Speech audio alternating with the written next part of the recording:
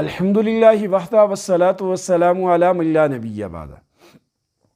فیصل آباد سے ایک محترمہ نے سوال کیا ہے، اپنا مسئلہ سامنے رکھا ہے کہ میری بیٹیاں ہیں، ان کے رشتے آتے ہیں خاندان سے بھی اور خاندان سے باہر بھی، لیکن جب وہ لڑکیوں کو دیکھ کر واپس جاتے ہیں تو پھر کوئی جواب ہی نہیں دیتے، گویا کہ رد کر دیتے ہیں۔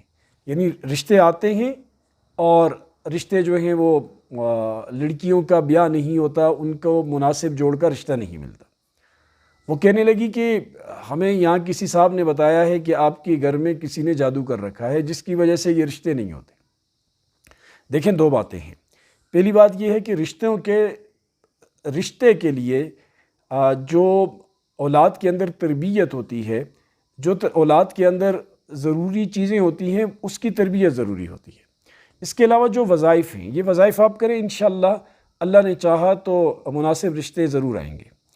پہلا وظیفہ یہ ہے کہ عشاء کی نماز کے بعد اپنی جو جائے نماز ہے اس پر بیٹھے رہیں، 11 بار درود شریف پڑھیں، پھر 1111 بار یا لطیفو پڑھیں، اور پھر آخر میں 11 بار درود شریف پڑھیں، اور پھر خوب دل سے دعا مانگیں۔ تو اللہ پاک انشاءاللہ آپ کا جو یہ آپ کی ضرورت ہے اس کو پوری فرمائیں گے۔ اور یہ جو آیت کریمہ ہے، رب انی لما انزلت الی من خیر فقیر، یہ بچیوں کو بھی یاد کرائیں، آپ بھی یاد کریں، اس کے ورد کا اہتمام کریں۔ دوسری بات جو آپ نے کہی کہ کسی نے کہا جادو ہے، دیکھیں یہ آج کل فیشن سے چل پڑا ہے۔ جس کے پاس جاؤ کوئی بندہ، تو وہ جو عمل میں پختہ کار نہیں ہوتے، عملیات میں، وہ ہر دوسرے بندے کو یہ بتاتے ہیں کہ تم پر جادو ہے اور تم پر فلاں ہے۔